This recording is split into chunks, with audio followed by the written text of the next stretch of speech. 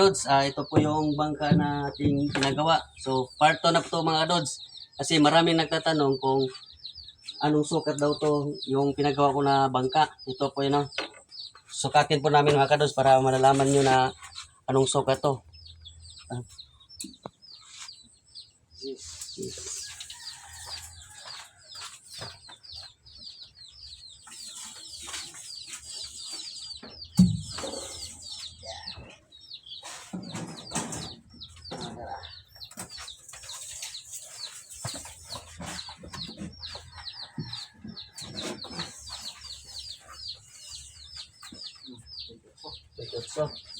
So, ang haba po nito mga kadods ay 28 feet. 28 feet. Tapos, ang ano naman dito sa gilid, dito.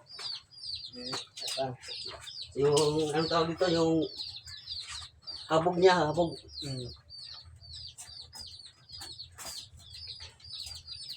So, nasa, ano mga kadods, 20.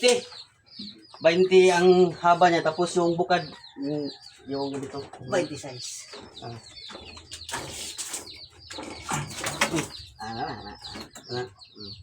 20 city. 20 city. 20 city ang bukad niya mga kadods din.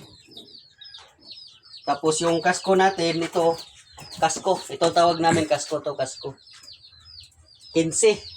Na, 15. 15 inches mga kadods.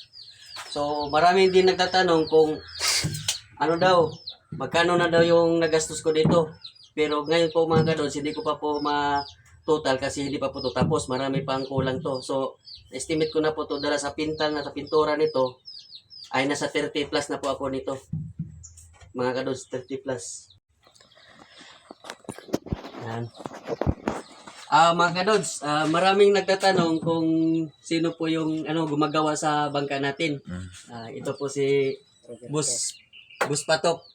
Kung gusto lang nyo po na mga kadods, kanang magpapagawa, pwede mo PM mo sa ako para ako na mistorya niya kung pila.